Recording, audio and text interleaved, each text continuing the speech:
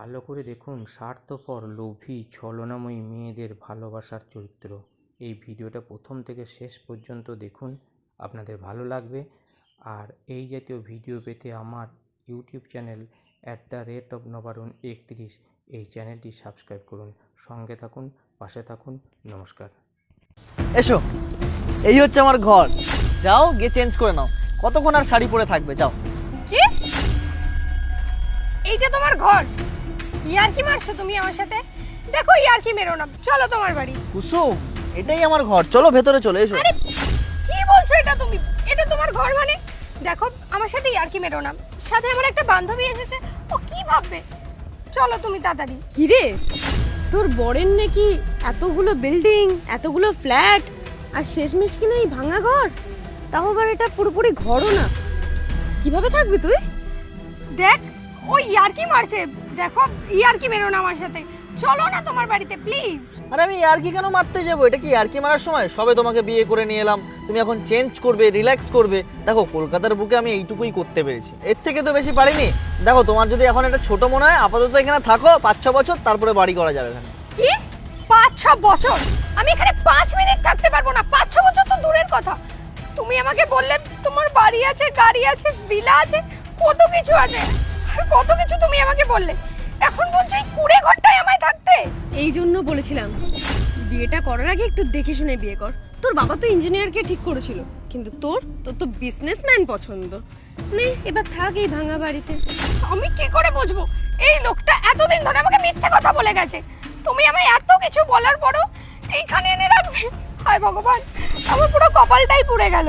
এখনো সময় আছে, ডিভোর্সটা দিয়ে পালিয়ে যাও। এর থেকে তো ভাই আমার বয়ফ্রেন্ড ভালো, অন্তত সুন্দর একটা ফ্ল্যাট তো আছে। ঠিকই বলেছিস, এর সাথে তো 1 মিনিটও আমি থাকতে পারবো না। তুমি একটা মিথ্যাবাদী। তোমার মতন মিথ্যাবাদীকে না পুলিশে দেওয়া দরকার। আরে দেখো কত ভালো, ভেতরে ভেতরে তো আসবে একবার। ছাড়ো আমাকে, ছাড়ো। ভেতরে আমি ওখানে পা পর্যন্ত রাখতে পারবো না। আমার বন্ধুরা ঠিক বলেছিল, এইভাবে একটা ছেলেকে ভালোবেসে বিয়ে করিস না, আগে তার লাইফস্টাইলটা দেখ। কিন্তু না, আমি কিচ্ছু দেখিনি, ভালোবাসায় অন্ধ হয়ে গেছিলাম, সব কথা বিশ্বাস করে নিয়েছি। এখন আমি পস্তাচ্ছি। আমি বাড়ি গিয়ে এবার কি করে নিজের মুখ দেখাবো? এটা বাড়ি? বেড়ার ঘর করে এটা বাড়ি বলছে? এর থেকে ভাই আমার ওয়াশরুমটা অনেক বড়। ঠিক বলেছে, আমি তোমার সাথে আর 1 মিনিটও কথা বলতে চাই না। আমার সাথে তুমি একদম কন্ট্যাক্ট করবে না। আমি যাচ্ছি আমার বাড়িতে। স্যার, আরে আপনি সাইডে এসেছেন আজকে? আরে ভাই দেখো, স্যার আপনি এখানে এসেছেন কেন? সাইডে তো আপনি আসেন না কোনোদিন।